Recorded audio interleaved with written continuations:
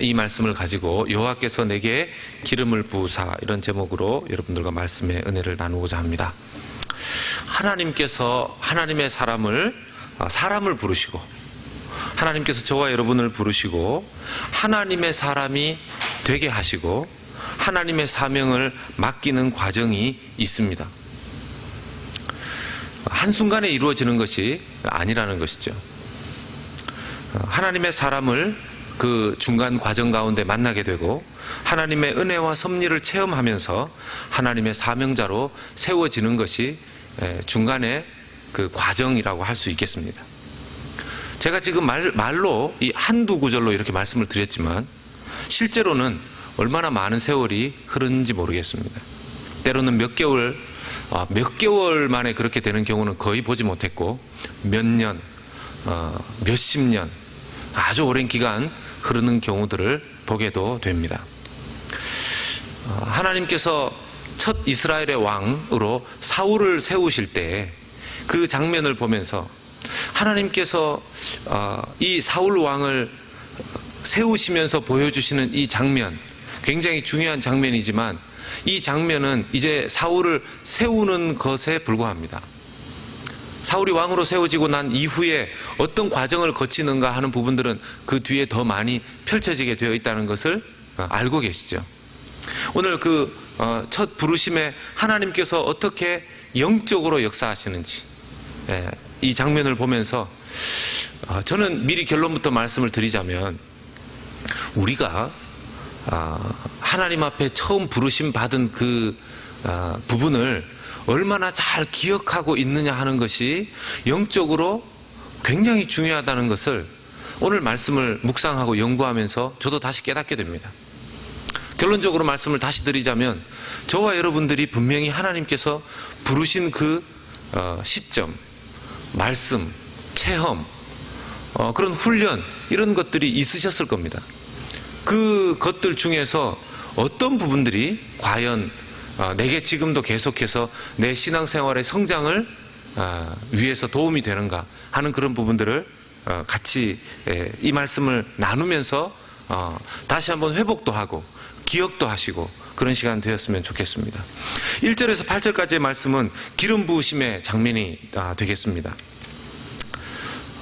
보시면 아시겠지만 사무엘이 사울에게 기름을 부었습니다. 1절의 말씀에 보면 사무엘이 사울에게 기름을 부었습니다.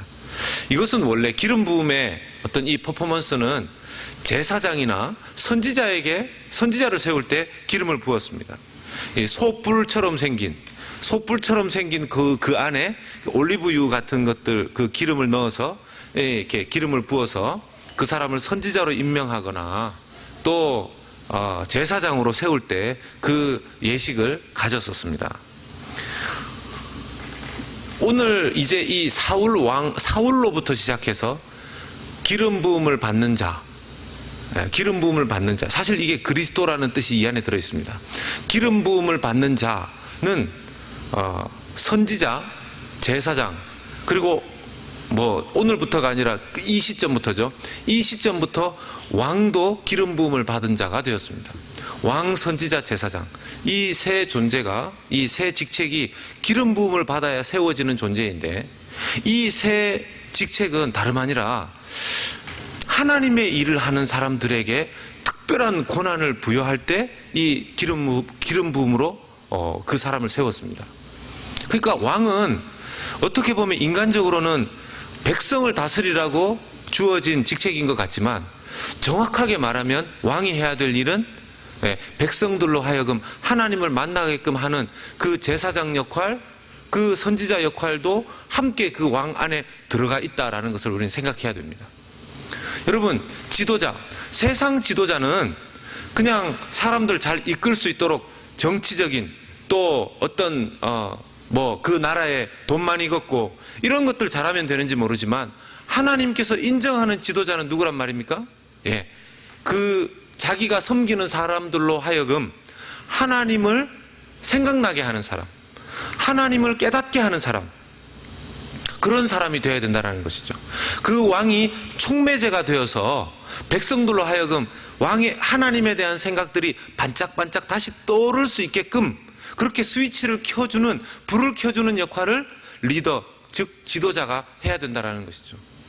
오늘날 지도자들이 얼마나 엉뚱한 짓을 하고 있는지 나중에 혼 부지하게 많이 날 겁니다. 그 왕의 자리도 하나님께서 세워주셨기 때문에, 이 세상 모든 권세 있는 자들 하나님이 다 세워주셨기 때문에 하나님 뜻대로 그 지도자의 자리에 있지 않았던 사람들, 모르겠습니다. 그 사람의 신앙 고백을 따라서 구원은 받게 될지 모르겠지만 아마 혼은 부지하게 많이 날 거다, 저는 그렇게 생각합니다. 저는 누구라고 얘기 안 했으니까 혹시라도, 그래서 이제 앞으로 제가 수요예배 아예 이 녹화를 안 할까 이런 생각을 합니다. 자꾸 이런 걸로. 왕으로 세워진다는 상징적인 기름 부으심을 받았지만 이때로부터 해서 사울이 왕이 되는 데까지는 시간이 한참 걸렸습니다. 여러분, 이 기름 부으심, 하나님의 선택적 관계가 시작되는 선포이자 시작이었는데요. 사람 머리에 기름을 부어서 이렇게 했습니다. 머리에 기름 발라보셨습니까? 네.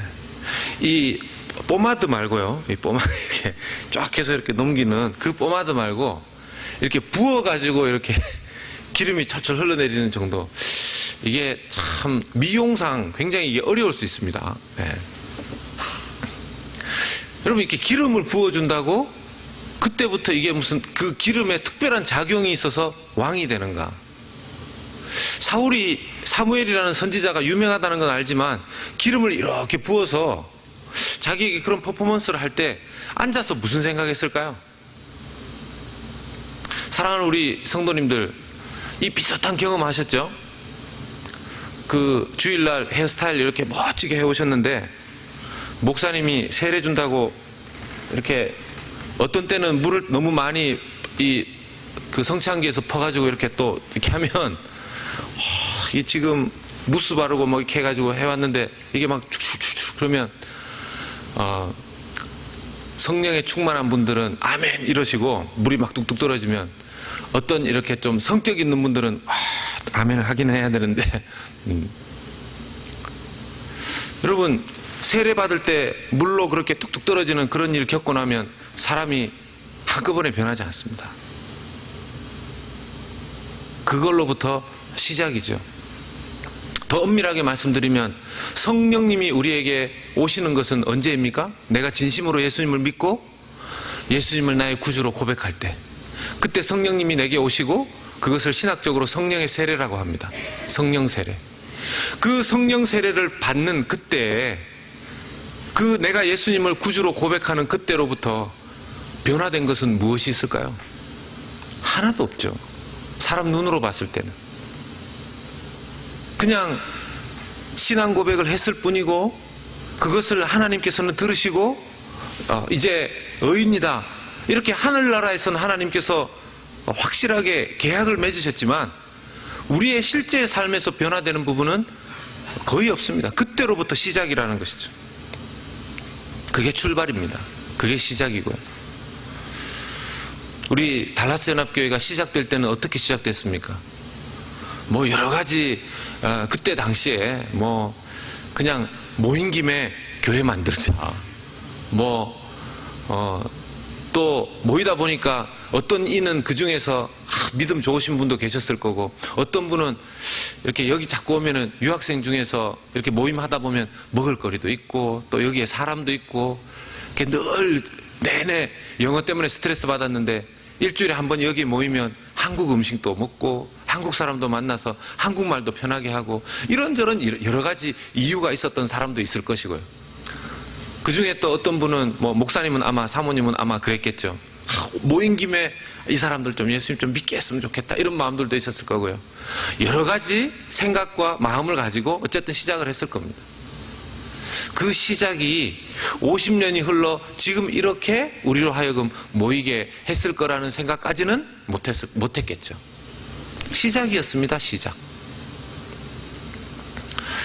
사울이 그 기름 부으심을 받고 있는 동안 머리에서 기름은 철철 흘러 넘치고 이게 뭔가 사울에게 큰 감동이 있었다라는 말씀은 성경 중에 없습니다. 그런 사울에게 하나님께서 사무엘을 통해서 사울 그랬다가 사무엘 그랬다가 그러니까 헷갈리시는 분도 있을 수 있는데 잘 정신 바짝 차리고 들으십시오. 그런 사무엘의 이 뭔가 무의미한 기름 부으심이 될까봐 하나님께서는 사무엘을 통해서 세 가지의 징조를 알려주십니다. 이렇게 기름 부음을 받아 당신이 왕이 되는 것은 우연이 아니고 이제 앞으로 꼭 일어날 일이다. 첫 번째가 뭐냐면 2절에 라헬의 무덤 앞에서, 묘실 앞에서 두 사람을 만나게 되는데 그 두 사람이 가르쳐 주는 것이 잃어버린 암나귀를 이미 당신의 아버지가 찾았다라는 징조입니다. 여러분, 라헬이 베냐민을 낳다가 죽었어요. 베냐민을 낳다가 죽었습니다. 베냐민이 막내입니다. 그 12형제 중에 막내인데 사울 왕은 베냐민 지파예요. 그런데 어떻게 된 게 첫 번째 징조로 라헬의 묘실 앞에서 라헬이 생각나는 자기의 그 조상 때 어머니가 누구인지 생각나게 하는 그 묘실 앞에서 두 사람을 만났는데 그 두 사람이 잃어버린 암나귀 이미 찾았다 이렇게 이야기를 하게 됩니다. 암나귀는 왜 괜히 없어져 가지고 사울 왕으로 하여금 막 여러 군데 돌아다니게 하다가 사무엘 만나고 뭐 거기서 밥 먹고 또 기름 부으심 받아가지고 지금 머리에는 포마드 기름 쫙 발라가지고 지금 이렇게 돌아왔는데 암나귀는 이미 아버지한테 들어가 있다고 그러고 도대체 자기는 뭘 하고 왔나 이런 생각이 들 수도 있는데 그때 사무엘이 이미 당신이 라헬의 묘실 앞에서 이 두 사람을 만나서 그 얘기 듣게 될 것이다 하는 얘기 듣고 아마 깜짝 놀랐을 것입니다. 두 번째는 3절에 다볼 상수리 나무에 가면 베델로 올라가는 세 사람을 만나게 되는데 그 중에 한 사람은 새끼 염소 셋을 가지고 있고 한 사람은 떡 세 덩이를 가지고 있고 한 사람은 포도주 한 부대를 가지고 있는데 그 중에서 떡을 가지고 있는 빵 세 덩이를 가지고 있는 사람이 당신에게 이 빵을 2개를 줄 것이다 이렇게 이야기합니다. 여러분, 베델로 올라가는 사람이 이것들을 지금 가지고 있다면 이건 지금 뭐 하는데 쓰려고 가지고 가는 겁니까?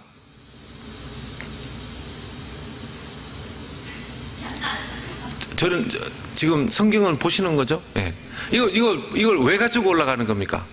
제사 지내려고 가지고 올라가는 거죠. 여러분, 율법의 법칙상 제사 드리려고 가지고 올라가는 제물을 일반 민간인에게 줄 수 있습니까? 없습니다.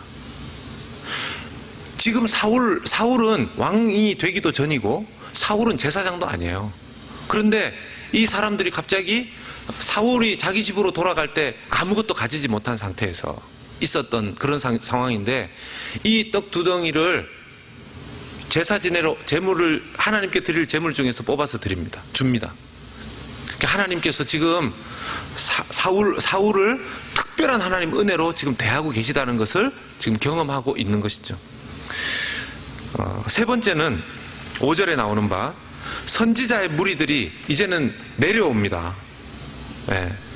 선지자 무리들이 어디선가 이렇게 아마 모임했겠죠.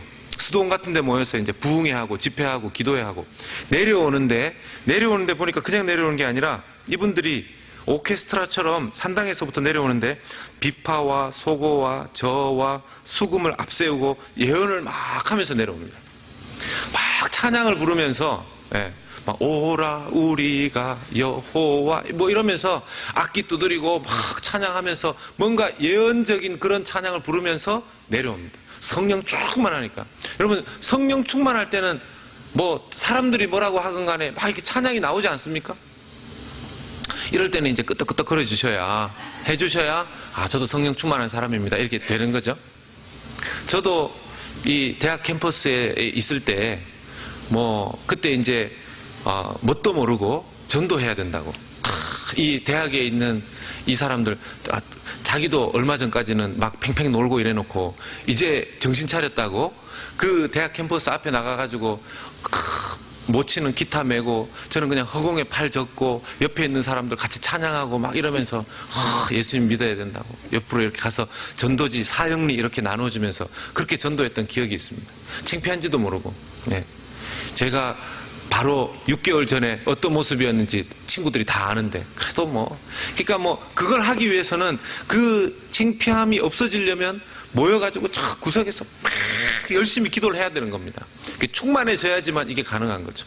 그렇게 성령 충만하게 내려오는 그 예언하는 선지자들, 노래 부르면서 찬양하면서 내려오는 그들을 만나게 되면, 사울이 네가 그런 사람들 만나게 될 건데, 만나게 되면 당신도 예언을 하게 될 것이다, 이렇게 이야기하는 겁니다.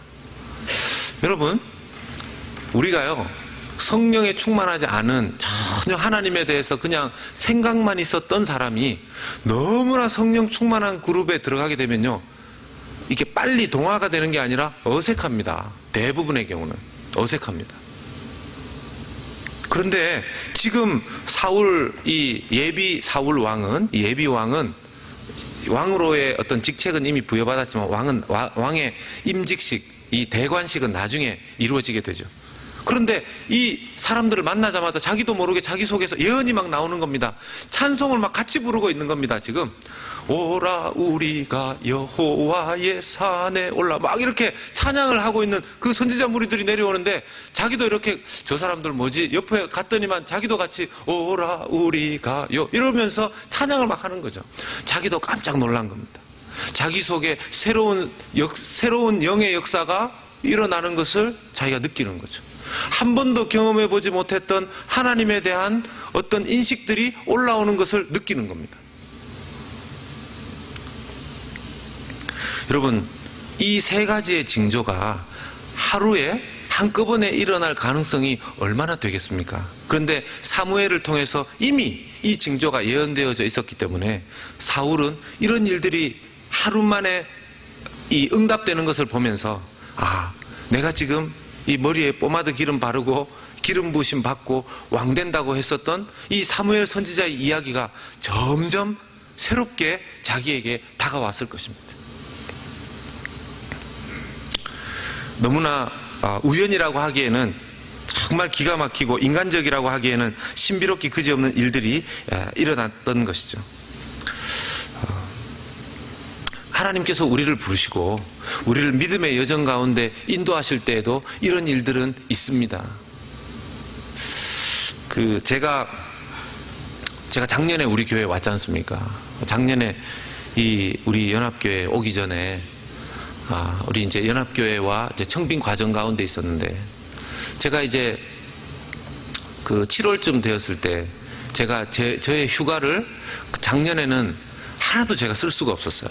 이 청빙 기간 속에 있었기 때문에 제 휴가와 관련된 것들은 아주 은밀하게 제가 이걸 진행했어야 됐기 때문에 그 휴가를 다 이 청빙과 관련된 저희 교회에 오는 것과 관련된 모든 것으로 다 사용을 했는데, 딱 얼마가 남았냐면 2박 3일이 저한테 남았었습니다. 2박 3일. 예. 그래서 제 휴가가 3주였는데 3주 중에서 다 쓰고 그냥 뭐 준비하고 뭐 보내고 뭐 만나고 이러느라 다 쓰고 2박 3일 딱 남았는데, 그 2박 3일 이제 2박 3일 있고 그 다음 한 주간 보내고 나서 제가 저희 교회에 와서 그 설교하는 날이었었어요. 첫 설교를 하는 날. 그 2박 3일만이라도 아내하고 이야기하기를, 이번 여름에는 아무데도 가지도 못하고, 저희들이 또 저희 가족들은 산에 가는 걸 좋아합니다. 기도원이 아니고 놀러 가는 거예요. 놀러 가는. 예, 기도원이 아니고. 텐트 치고 캠핑하고 이런 걸 좋아하는데 한 번도 못 가니까 아이들 데리고 2박 3일을 살려보자 이렇게 해서 딱 남아있는 게 금, 토, 주일이었어요. 금, 토, 주일. 그리고 한 주간 보내고 이제 제가 달라스에 왔어야 되는데, 뭐 어떻게 해보려고 아무리 찾아봐도 해결이 안 되는 겁니다. 그 2박 3일을 보낼 수 있는 곳이 안 나오는 거죠. 그래서 이제 아내랑 이야기하고 뭐 기도하고 이러다 안 되니까 그냥 포기하고 그냥 산책한다고 집 바깥에를 나가는데 전화가 어떤 분에게 왔어요.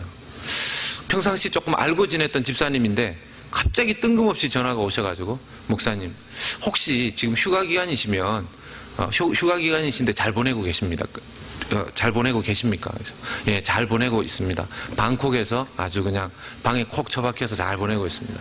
그러니까 목사님, 그러면 한 2박 3일 정도 제가 이렇게 그 리조트 같은 데 보내드릴 수가 있는데 목사님 한번 다녀오시겠습니까? 그래요. 제가 이렇게 이걸 저는 그래도 신세 지는 거 별로 또 좀 조심스러우니까 하다가 2박 3일이라 그러니까 조심스럽게 여쭤봤어요. 제가 금, 토, 주일만 갈 수 있습니다. 딱 그렇게 얘기했는데 그분이 하시는 얘기가 목사님에게 드릴 수 있는 날짜가 딱 금, 토, 주일입니다. 이러는 거죠. 근데 그때 저도 좀 이렇게 좀 지쳐 있었고 이 마음으로나 또 영적으로나 좀 약간 리프레시가 필요했고 가족들도 좀 그랬었는데요. 그래서 저희들이 찾았던 곳이 사실은 좀 한적한 곳에 들어가서 저희들끼리 밥 먹고 그냥 쉬고 이런 공간이었었는데 그분이 저희들에게 제공해 준 곳이 딱 그런 곳이었었어요. 사람도 없고 물론 엄청나게 뜨거운 곳이기는 했는데 그래서 집 바깥에 안 나가고 그러니까 사람들도 별로 안 오고요.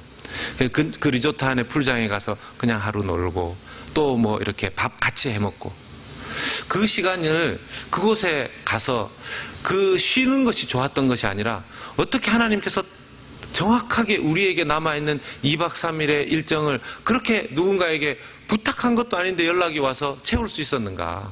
그리고 저희 가족들이 생각했던 그런 곳에 갈 수 있었는가. 뭐 우연으로 치자면 사람들로 하여금 목사님 뭐 그런 일 있을 수 있는 거 아닙니까? 근데 저희 가족한테 이때까지 그런 식으로 누군가가 2박 3일 뭐 갔다 그렇게 말씀하신 적도 없고요. 그렇게 시간을 맞출 수도 없고 저희들이 그렸던 그림에 그런 곳을 갈 수 있는 그런 상황도 아니었었는데 그렇게 가게 된 것이 너무너무 감사했었죠. 그래서 하나님께서 마련해 주신 그 시간이 저에게 얼마나 많이 격려가 되었는지 모릅니다.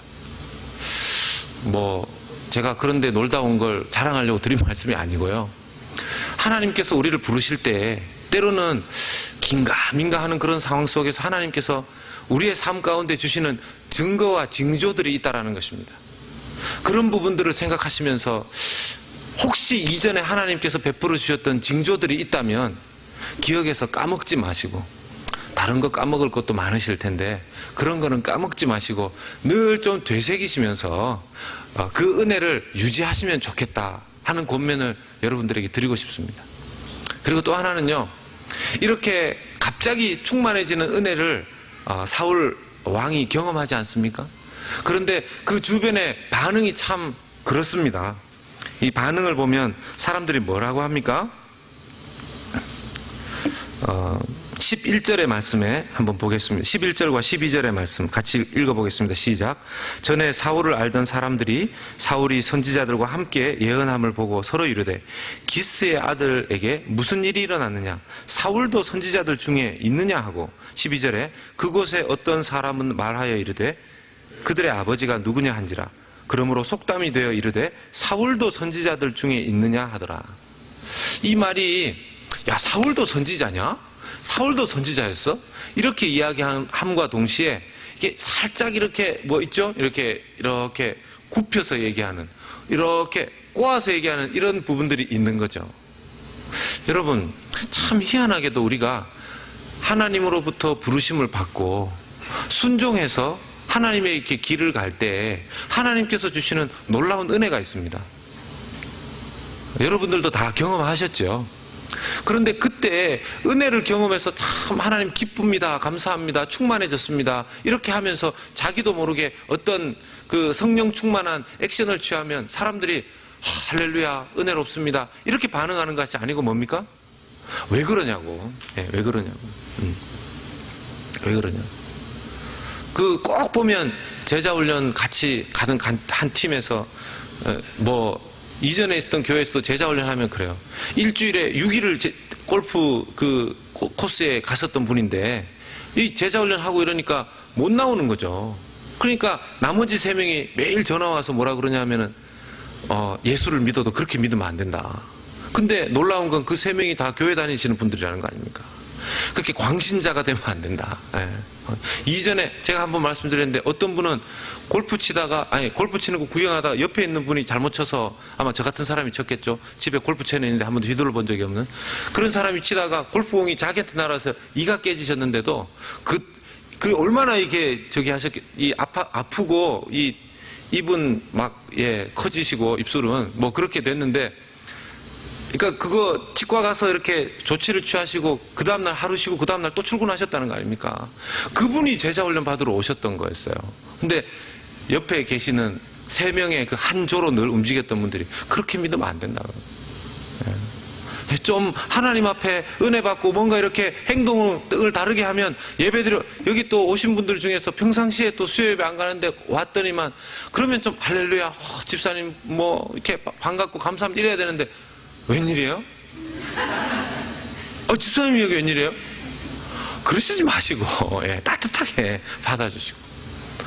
지난주 주일날 주보에도 나갔지만 이번에 이제 주방 사역팀이 주일 주방 우리 사역팀이 생겼어요. 그러니까 어떤 분은 할렐루야 어떻게 그런 일을 했냐고 그러고, 어떤 분은 이렇게 눈빛이 그거 계속 할 수 있겠어요? 그거 그러면서 그런 분도 계시고, 또 어떤 분은 이렇게 불쌍한 눈으로 그 보통 일이 아닌데 어떤 분은 저한테 와서 목사님이 시키셨어요? 그러더라고요. 또 제가 안 시켰습니다. 물론 제가 바람은 좀 넣었지만, 여러분 언제 우리가 뭐 바람 넣으면 하셨고 뭐 바람 안 넣으면 안 하셨고 그랬습니까? 성령께서 역사하시니까 하시는 거죠. 할렐루야. 자발적으로 하나님 앞에 섬긴다고 할 때 그렇게 서로 격려해 주시고 축복해 주시고, 우리 교회가 그런 분위기, 그런 은혜가 넘치는 교회가 되었으면 좋겠습니다. 제가 좋겠습니다 이러니까 그냥 목사님 좋기만 하십시오 이러시면 안 되시는 거 아시죠? 제가 이렇게 어떻게 설득을 하고 어떻게 머릿속에 새겨야 되는가 늘 제 기도고 늘 제 고민입니다. 제가 보니까 말씀을 들으시고 말씀 끝나고 저문 나가실 때 제가 어떻게 하면 이분들을 기억에 남게 해야 되는가, 나갈 때 그냥 뭐 이렇게 성경 구절이라도 하나씩 이렇게 쥐어드려야 되는지, 이렇게 마시면 말씀이 생각나는 그런 약이라도 하나 만들어야 되는지 모르겠지만, 어쨌든 여러분 우리 사랑하는 성도님들 여기에서만 말씀 듣고 참 오늘 김 목사님 말씀 재밌고 은혜된다 이러시고 나가시면서는 내일은 또 어떡하지? 그러시지 말고 꼭 좀 하나님 앞에 좋은 것들은 기억하시면서 나누시면 좋겠습니다. 하나님 앞에 우리가 또 기억하면 참 감사한 말씀이 9절의 말씀입니다. 9절의 말씀 같이 한번 읽어보겠습니다. 9절의 말씀 시작.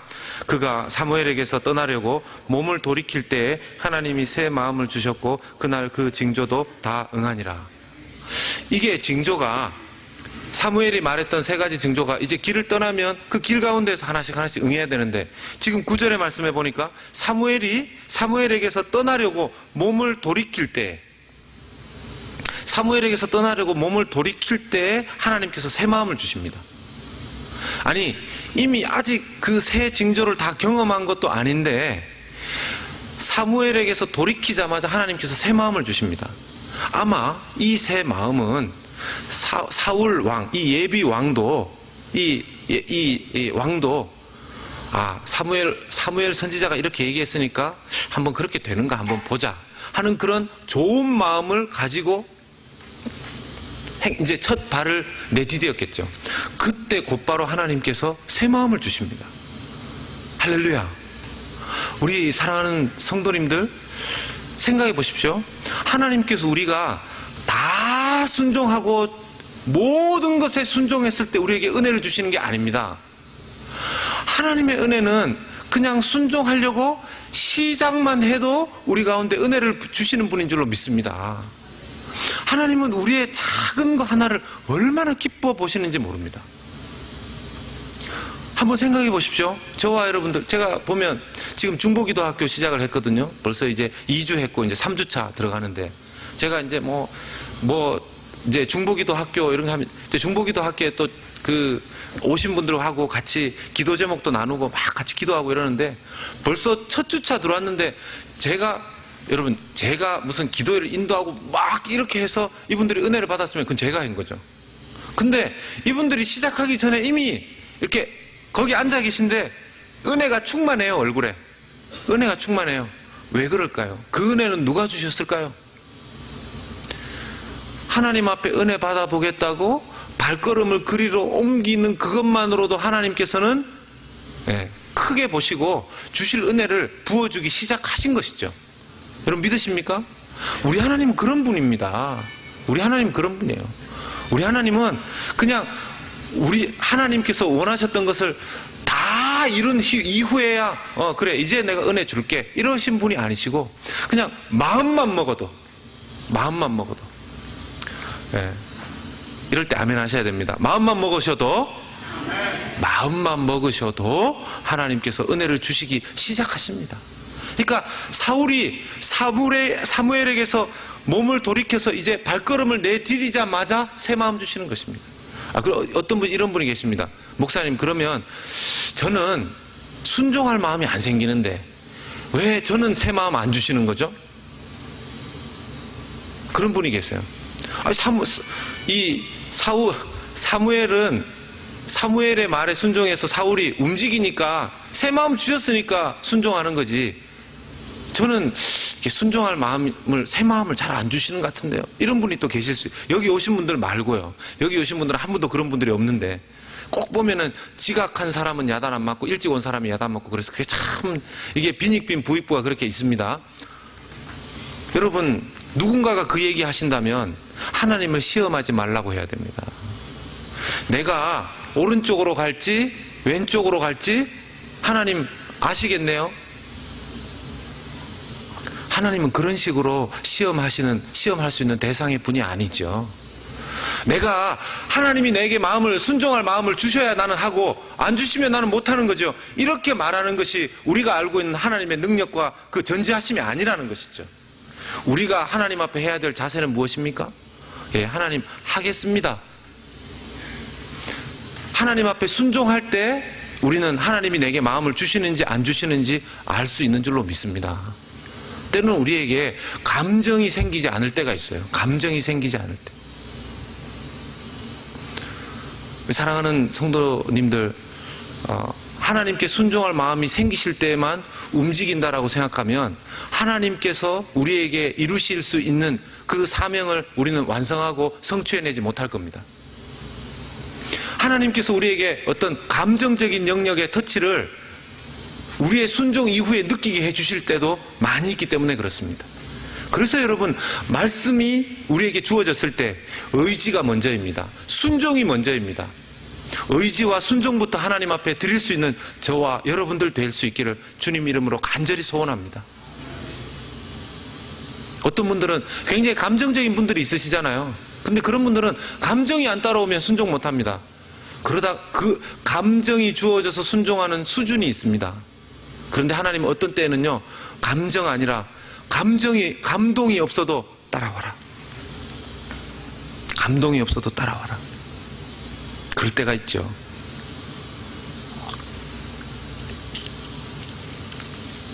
작은 순종에서부터 하나님 일하게 하시는 줄로 믿습니다.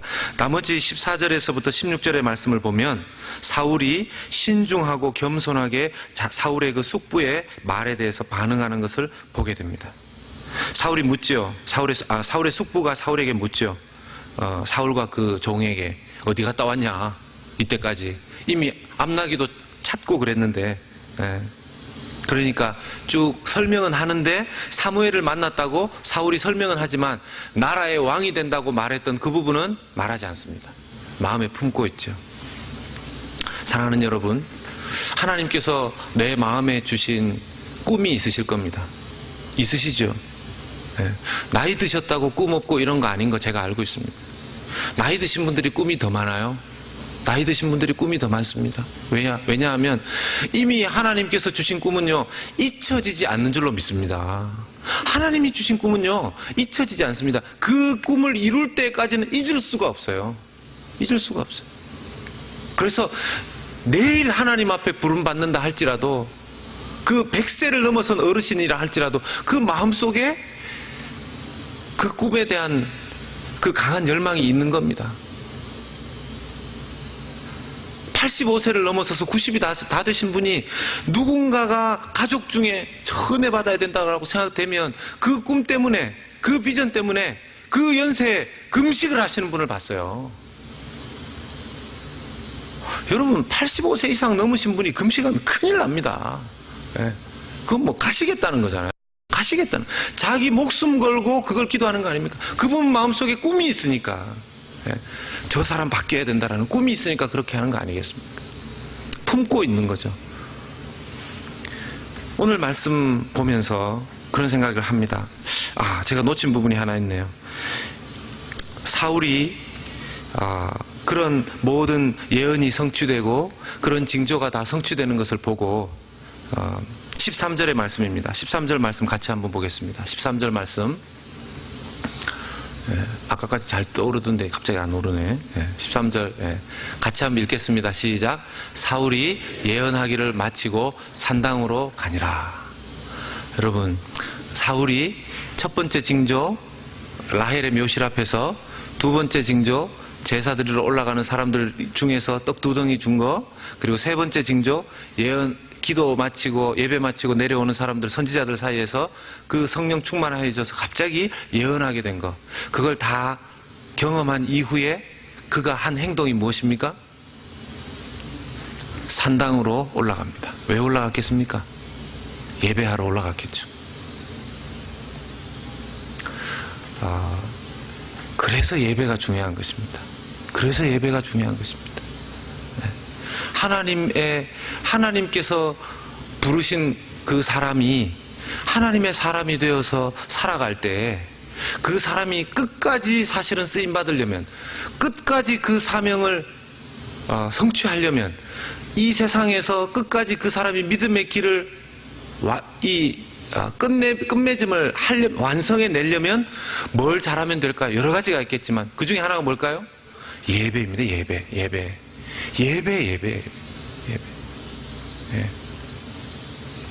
하나님은 예배자를 통해서 일하시고, 예배자에게 또 기름 부어주시고, 예배자에게 또 증거를 주시고, 예배자에게 또 은혜를 주시고 말씀을 주시고 계속해서 그 사명의 길을 가게 하시는 줄로 믿습니다. 예배가 정말 중요합니다. 예배를 꽃감 빼먹듯이 빼먹으시는 분들이 계세요. 예배를. 여러분, 주일날 예배 드리는 거 얼마나 중요한지 모릅니다. 주일날 예배 드리는 거. 옛날에는요, 얼마나 몸이 아파도 끼어서라도 나왔습니다. 끼어서라도. 여러분 한번 생각해 보십시오. 하나님 앞에 그 예배 드리는 자를, 하나님은 그 예배 드리는 거 그거 뭡니까? 일주일의 생활 속에서 어쨌든 어떤 때는 준비해서 예배 드리는 분들도 계시고, 어떤 때는 그냥 예배에 빠지자니 하나님한테 혼날 것 같고, 또 이게 가자니 그냥 맨날 가면은 졸립고, 여러 가지 생각이 드는데 그 여러 가지 생각 속에서 예배 자리에 나오는 거, 하나님께서 아까 말씀드렸죠. 그 작은 하나님 앞에서의 발걸음 하나를 하나님께서 얼마나 크게 보시는지 모른다는 거죠. 그게 쌓이면 반드시 하나님께서 그 모든 쌓여진 것들을 통해서 하나님이 그 사람에게 일을 하시는 줄로 믿습니다. 우리 연합교회가, 우리 사랑하는 연합교회가 그런 예배하는 교회로 소문난, 어제 제가 어떤 집사님 만났는데 그분이 근거는 없습니다. 근거는 없는데 그렇게 얘기하셨대요. 요즘 바깥에 연합교회에 대한 이야기를 누군가가 자기가 이렇게 얘기했대요. 별이 5개면 요즘 연합교회는 별 4개 반입니다. 이렇게 얘기를 했대요. 그래서 제가 근거가 뭡니까? 누군지 모르지만 밥을 사주든지 좀 소문을 더 크게 좀 내게 하라고 그렇게 얘기를 좀 주고받았었는데요. 정말 중요한 것은 우리 교회가 정말 하나님 앞에 예배 드리는 교회, 예배 드리는 교회. 그 예배 가운데 하나님의 기름 부으심이 임하는 예배, 그리고 그 예배를 드리고 나가서 하나님이 우리와 함께 하시다는 것을 경험하게 되는 그런 예배, 그리고 우리도 함께 성령 충만해져서 사람들에게 어떤 이야기를 듣든지 간에 우리도 그렇게 이야기하는 예배. 그런 성령 충만한 그 시점이 저와 여러분들에게 있으셨죠? 있으셨죠? 어떤 분들은 얘기합니다. 아이고, 목사님 옛날에 그렇게 성령 충만 안 해본 사람이 있습니까? 있습니까? 이러죠. 마치 이제는 그런 성령의 충만함, 이거는 저하고는 좀 거리가 멀어요, 그렇게 이야기하시는 분이 혹시라도 있으시다면 오늘 이 말씀 가운데 생각을 바꾸시기를 바랍니다. 하나님, 그 기름 부으심에 은혜 충만했던 그 때에 그 은혜, 그 하나님께서 나를 이렇게 사랑하시는가, 하나님께서 정말 살아계시는구나, 라는 걸 느끼게 해주셨던 그 은혜가 날마다 우리의 삶 속에 누려질 수 있다는 것을 여러분들 예수님의 이름으로 믿으시기를 축원합니다.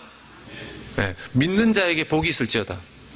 네, 이걸 믿으면 여러분들 그 가장 그 하이스트 높은 수준의 성령 충만했던 그 삶을, 아니 여러분 인생 가운데 그 성령의 기름 부으심에 충만한 그 시점은 어느 한순간에만 누려지는 하나님의 선물입니다. 그 성경 어디에 있습니까? 그 성경 어디에 있습니까? 없습니다. 하나님의 은혜 충만, 여러분 무슨 바울의만 얘기입니까? 나는 날마다 죽고 날마다 성령으로 충만하고, 그건 바울의 얘기입니까? 우리가 지금 그 사람들 흉내만 낼 게 아니고, 참 사람이 직업도 뭐 직업이라고 하기에는 좀 그렇지만, 아버지가 이 목사니까 우리 제 애들이 가끔씩 놀 때 아버지 흉내 내면서 이렇게 논다 그러더라고요. 흉내가 중요한 게 아니고요. 흉내가 중요한 게 아니고 하나님의 그 기름 부으심, 그 성령의 충만한 그때 가장 충만했던 시점 지금 머릿속에 떠올려 보십시오. 그리고 그 충만함을 매일매일 누리시는 저와 여러분들 되시길 주의 이름으로 축복합니다. 기도하겠습니다.